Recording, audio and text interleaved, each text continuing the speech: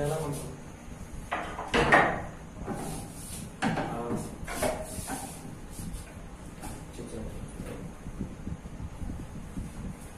तो चलिए, hi friend, good morning. आज का आपका टॉपिक है profit and loss appropriation account. जैसा कि आपको ज्ञात है कि पिछले क्लासेस में मैंने आपको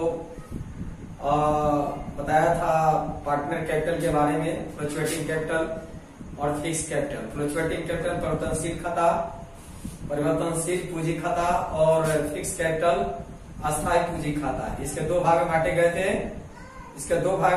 थे, ठीक है ना। यानी पहला था करेंट पार्टनर करेंट अकाउंट और दूसरा था आपको पार्टनर कैपिटल अकाउंट, ठीक है। तो आज हमका आपका टॉपिक है, विशेष उस पर ध्यान देते हैं। यह profit and loss appropriation account बनाने का है। इससे संबंधित थोड़ा हमको जानकारी हासिल करना है। फिर खाता में हम है ना जो भी आइटम होता है मेंशन कर देंगे, वो आसानी से आपका जो है profit and loss appropriation account बन जाता है, ठीक है।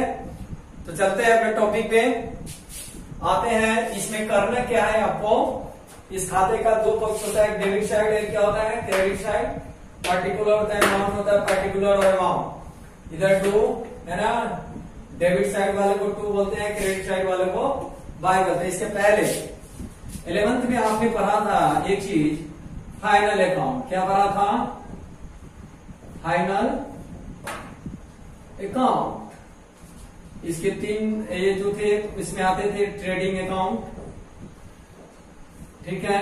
2 नंबर आपने पढ़ा था प्रॉफिट एंड लॉस अकाउंट, और 3 नंबर पढ़ा था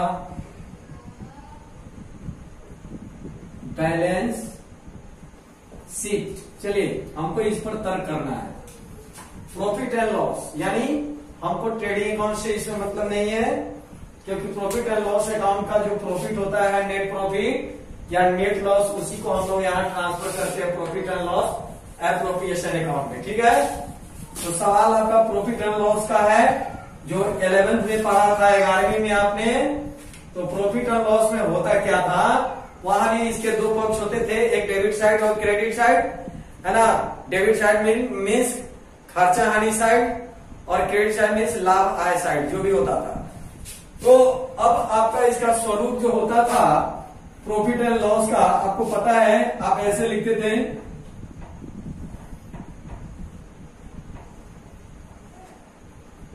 प्रॉफिट एंड लॉस अकाउंट। मतलब इसका आइटम होता था बाय जीपी, है ना। उसके बाद अदर इनकम, ठीक है। ये अमाउंट यहां मेंशन करते थे। उसके बाद 2 में सैलरी, उसके बाद direct expenses. Direct expense as like rent, commission, discount, interest, बहुत सारे खर्चा होता था। लिखने के बाद, है ना, इसका टोटल डेबिट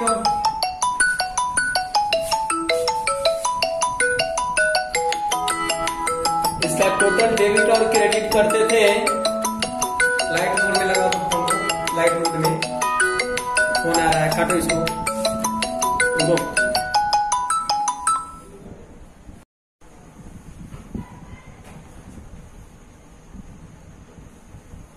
चलते हैं, देखिए आगे। थोड़ा कैमरा डिस्टर्ब हो गया था,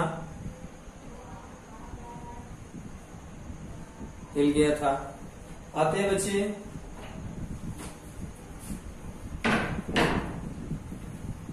तो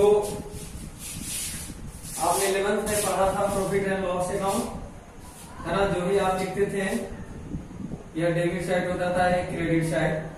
टोटल क्रेडिट अगर ज्यादा होता था, डेबिट कम, तो ये बैलेंस फिगर आता था नेट प्रॉफिट।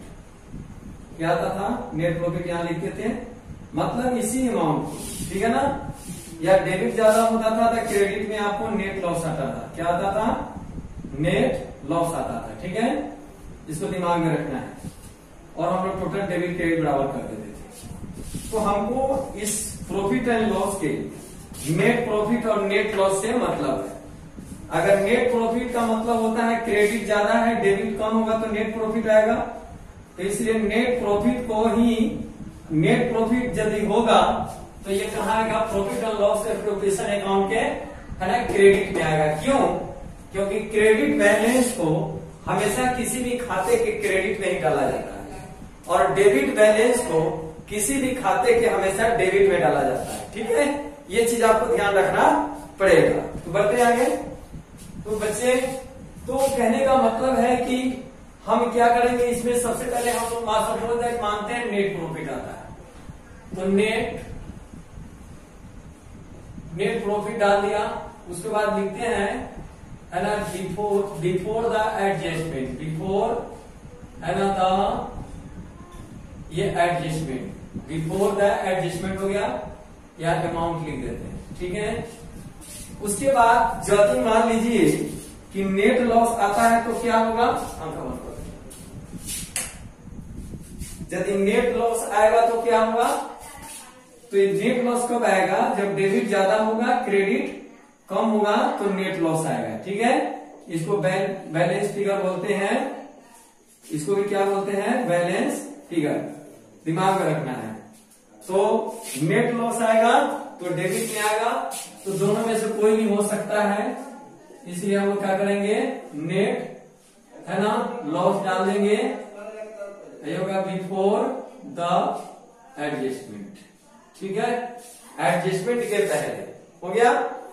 अब आते हैं कि इसमें कौन कौन सा आइटम डेबिट में डलाएगा, कौन कौन सा आइटम क्रेडिट में डलाएगा। ठीक है, इसके संबंध में आपको जानकारी हासिल करना है। तो मैं आपको बता दूं कि इस खाते को बनाने के लिए वही आपको खर्चा हानि पर ध्यान देना होगा और लाभ आय पर ध्यान देना होगा। ठीक है, तो हम चलते हैं, जरा वीडियो शूट हो रहा है, ठीक है, देखिए, हिलाना नहीं, ठीक है। तो चलते हैं, इस प्रॉफिट एंड लॉस को हटाते हैं और इस पर कुछ लिखना पड़ेगा जो समझाना है आप लोगों को। चलिए देखिए, तो आता है बच्चे, प्रॉफिट एंड लॉस के डेबिट में क्या होगा। पहला हम लोग मानते हैं ए, ठीक है ना, यानी आइटम्स ऑफ डेबिट साइड।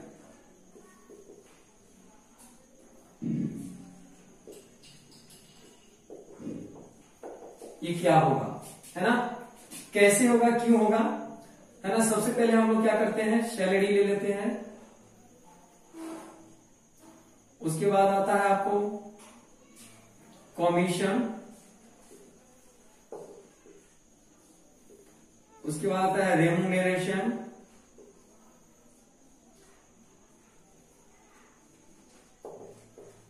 है ना। उसके बाद आता है इंटरेस्ट ऑन कैपिटल, ये ए, बी और सी हो सकता है। ठीक है, उसके बाद इंटरेस्ट ऑन लोन हो सकता है। ठीक है, लेकिन इस पर विशेष ध्यान देना है, एरर है ये। ठीक है, ये एरर है, interest of loan. Interest of loan को कहां डालते हैं बताएंगे। उसके बाद बी नंबर आता है बच्चे, बी नंबर में आपको लिखना होगा आइटम्स ऑफ क्रेडिट साइड। ठीक है, क्रेडिट साइड के आइटम क्या होता है ना। तो एक आता है इसमें इंटरेस्ट ऑन ड्राविंग, क्या आता है, इंटरेस्ट ऑन ड्राविंग मीन्स आरंभ पर ब्याज। अब जरा ध्यान दें, ये क्यों डेबिट में डलाएगा और ये क्यों क्रेडिट में डलाएगा, इसके लिए मैं आपको बता रहा हूं, ऊपर जरा ध्यान दीजिएगा। डेबिट का मतलब होता है हानि और क्रेडिट का मतलब होता है लाभ। ठीक है, अब इस खाता को देखना है, जरा ध्यान समझिएगा। अब एक बात और आप लोग बताना चाहते हैं, सपोज दैट माना ए, बी, सी और एक यहां पे फर्म। ठीक है ना, ए, बी, सी तीनों ने मिलकर एक फर्म का स्थापना किया। हम इस पर आपको विशेष समझ लीजिएगा तो ये आसानी से आपको समझ जाएगा कि किधर मेंशन करना है। देखिए बता रहे हैं, कोई भी जर्नल प्रविष्टियां या कोई भी आपको किसी का खाता बनाना हो, किसी भी आइटम का, है ना, या किसी की बही में आप लेखा करते हो, है ना, Ram's general in the books of Ram's, general in the books of Shyam, यानी दुनिया का कोई भी अगर नेम रहता था तो आप उस पर समझते थे कि ये मेरा फॉर्म है, आप अपने ऊपर मानकर उसको बनाते थे, है ना। तो पहले समझना आपको है कि साझेदारी क्या है, फॉर्म क्या है, साझेदार क्या है, फॉर्म क्या है। ए एक अलग साझेदार है, बी अलग है, सी अलग है। इन तीनों ने मिलकर पूंजी इन्वेस्ट किया और एक फर्म की स्थापना किया, है ना। एक अकाउंटिंग फॉर पार्टनरशिप का यानी कि स्थापना किया या पुनर्गठन किया। तो हम बता रहे हैं कि सब जो है ये आइटम फर्म के ऊपर सोचना है ना, साझेदार के ऊपर नहीं सोचना है। क्योंकि जब फर्म का संगठन हो गया, फर्म का पुनर्गठन हो गया, तो फर्म क्या देती है अब फर्म क्या लेती है। अगर फर्म के ऊपर सोचेंगे तो फर्म किसी, है ना, आइटम का पेड करेगी तो फर्म के लिए खर्चा हो जाएगा। अब फर्म कोई आइटम रिसीव करेगी तो फर्म के लिए वह लाभ हो जाता है। क्या हो जाता है? लाभ हो जाता है, प्रॉफिट हो जाता है। दिमाग में ये रखना है। तो सपोज दैट मानिए कि आपने फर्म का स्थापना कर लिया, अगर फर्म बचे, अगर सैलरी देता है तो फर्म के लिए यह क्या होगा? एक्सपेंसेस होगा। सपोज दैट मान लीजिए अगर फर्म कमीशन देता है तो फर्म के लिए यह भी एक्सपेंसेस होगा। अगर मान लीजिए फर्म रेम्यूनरेशन देती है तो फर्म के लिए यह भी एक्सपेंसेस होगा। अगर फर्म मान लीजिए कि इंटरेस्ट ऑन कैपिटल, ठीक है ना, अगर किसी साझेदार ने अलग से, यानी कि क्या हुआ था कि कैपिटल इन्वेस्ट किया था और उस पर उसको ब्याज मिलता है, ठीक है, वर्ष के दरमियान पूंजी अतिरिक्त लगाया था, तो अगर उस पर ब्याज मिलता है या पहले वाले पूंजी पर ब्याज मिलता है तो यह भी फर्म के लिए लॉस होता है, इसलिए यह फर्म के लिए एक्सपेंसेस होगा। जरा ध्यान दीजिएगा, यही चीज बड़ी चीज है। तो आप देख रहे हैं कि फर्म ने सैलरी पेड किया, commission, remuneration, interest on capital, तो फर्म के लिए क्या हो गया? खर्चा हो गया। तो खर्चा को हमेशा किसी भी खाते के डेबिट में डालते हैं। कहां डालते हैं? खर्चा हानि को हमेशा किसी भी खाते के डेबिट में डालते हैं, इसलिए ये सारे के सारे आइटम कहां आएंगे? यानी profit and loss appropriation account के डेबिट में। चलिए फटाफट मेंशन करते हैं। तो लिखते हैं टू सैलरी, सैलरी के बाद कमीशन,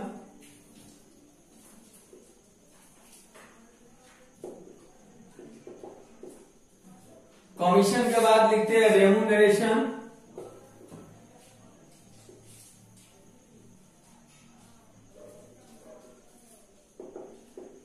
उसके बाद आता है आपका interest on capital, interest on capital, यहां डॉट देते हैं ए, बी और सी। मान लो ए का कुछ इंटरेस्ट होगा, बी का होगा और सी का होगा, तीनों जोड़कर हम लोग क्या करते हैं? यहां पे डाल देते हैं, ठीक है। सैलरी का भी अमाउंट हम लोग इसमें लिखेंगे, कमीशन का भी और कैपिटल का भी, ओके। उसके बाद आता है बच्चे, अब क्या? अब क्रेडिट वाला आइटम समझे। तो फर्म के लिए क्या लाभ होगा? इंटरेस्ट ऑन ड्रॉइंग, किसी साझेदार ने सपोज दैट आहरण किया था, तो साझेदार को आहरण पर ब्याज जो है क्या होगा? यानी साझेदार के लिए आहरण पर ब्याज लॉस होगा, लेकिन फर्म के लिए क्या होगा? वह प्रॉफिट हो जाता है। तो मैंने पहले ही बताया कि आपको फर्म के ऊपर सोचना है ना, क्योंकि सकारात्मक सोच होगा। जब आपने संगठन कर लिया तो साझेदार के ऊपर न सोचकर हम लोग क्या करेंगे? थिंक करेंगे, think about the firm. Firm पर ही सारा जर्नलिटी बनता है, इसलिए फर्म पर ही सोचना पड़ेगा, तो जाके आपका सही होगा, एंट्री सही होगा, खाता सही होगा। तो फर्म ने कितना जो है यानी कि आहरण पर ब्याज वसूल किया था, सपोज दैट कुछ भी वसूल करे, या फर्म के लिए प्रॉफिट होता है। क्या होता है? प्रॉफिट। इस प्रॉफिट को हम लोग क्या करते हैं, इधर ही डालते हैं। बाई हो जाएगा इंटरेस्ट ऑन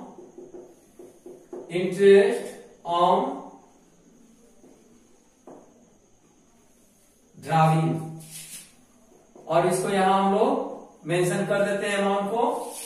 उसके बाद है ना, ये ड्राविंग हो सकता है, एक मिनट, ये ड्राविंग सपोज दैट 3 साझेदारों ने आहरण किया था, ए, बी और सी।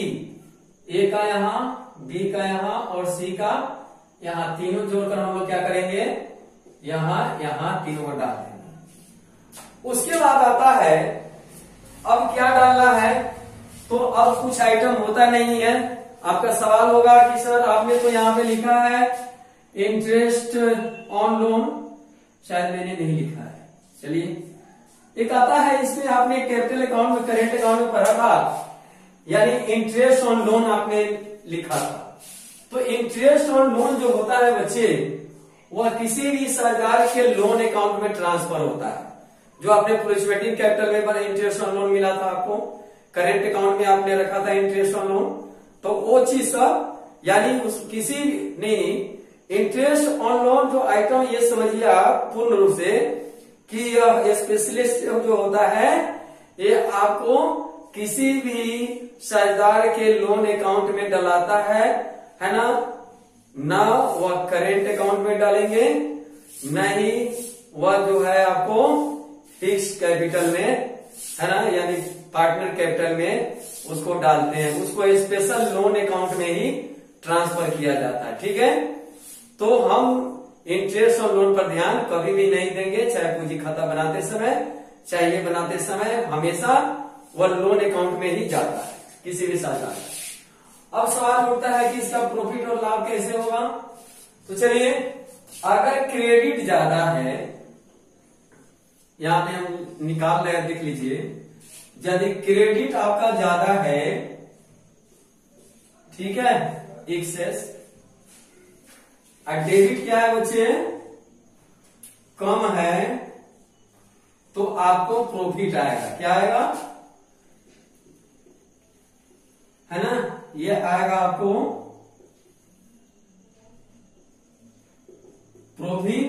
इसको लिखते हैं ब्रैकेट में, आफ्टर द एडजस्टमेंट, है ना।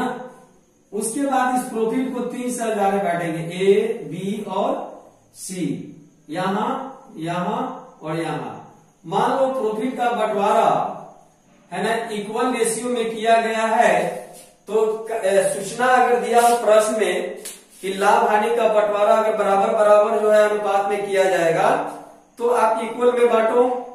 अगर लाभ लिखा होगा कि नहीं, लाभ हानि को पूंजी के अनुपात में बांटना है, as a rules as a act, तो आप पूंजी के अनुपात में भी बांट सकते हो। ठीक हो, चाहे वह प्रॉफिट हो चाहे वह लॉस हो।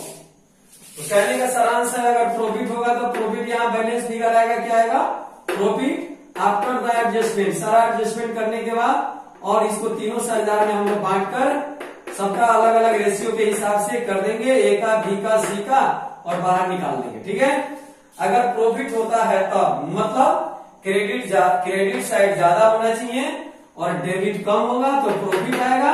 अगर लॉस आता है तो उसके लिए क्या है, जरा ध्यान दीजिएगा। तो लॉस की कंडीशन किस कंडीशन में आता है, डेबिट ज्यादा होगा और क्रेडिट कम होगा। डेबिट बैलेंस को हानि बोलते हैं और क्रेडिट बैलेंस को लाभ बोलते हैं। इसलिए इफ द लॉस, यदि लॉस आता है तो लॉस को आप लोग क्या करेंगे, आफ्टर द एडजस्टमेंट,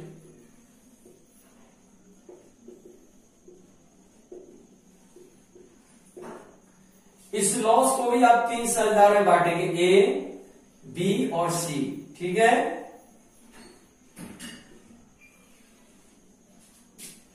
और इसको हम लोग क्या करेंगे, बाहर यहां पे निकाल देंगे। ठीक है, और क्या होता है, यह कब होगा, जब डेबिट ज्यादा होगा और क्रेडिट कम होगा, तो अंतर की राशि को लॉस बोलेंगे, और लॉस को भी तीनों साझेदार को सहन करना पड़ता है, इसलिए लॉस यहां लिखकर तीनों को पूंजी अनुपात या इक्वल रेशियो में बांटकर बाहर निकाल देंगे। ठीक है, तो बच्चे ये रहा आपका profit and loss appropriation account का खाता। ठीक है ना, इस पर विशेष ध्यान दीजिएगा, और इसके आगे अब कल से चला जाएगा, है ना। बढ़िया से आपको इसको नोट करना है, समझना है। आपको पूंजी खाता भी बताया गया था, और ये रहा आपका प्रॉफिट एंड लॉस अकाउंट भी, हमने 11th का भी चीज बताया था, और यानी अभी 12 आपका चल रहा अकाउंटिंग फॉर पार्टनरशिप, वो भी चीज आपको बताया गया है ना। तो आपको ऐसा नहीं है कि आप 11 नहीं पर हैं तो 12 समझ में आ जाए, ऐसा नहीं है। आपको 11 ही बेस है, 11th के आइटम 11th चैप्टर पर भी बेसिकली ध्यान देंगे, और तो जाके आगे का ये चैप्टर सब समझ में आपको बेहतरीन आएगा। तो ठीक है, आपसे अब विदा लेते हैं। Have a nice day, best of luck, है ना। आप खुश रहो और दूसरे को भी खुश रखो। इस लॉकडाउन में अपने बड़े को, गरीबों की, है ना, दीन दुखियों की सहायता करो, समाज का सेवा करो, जो भी आपके पास है उसी में सेक्रीफाइस करो, और लोगों को, है ना, जन मन तन धन जो भी होता है आपको उस दृष्टि से सेवा करो, क्योंकि बहुत बड़ी संकट आ गई है ना। इसलिए थैंक्स अ लॉट, धन्यवाद। आप मेरे चैनल को आप ही देखेंगे, और सब्सक्राइब, लाइक और शेयर करना नहीं भूलेंगे, है ना। Thank you.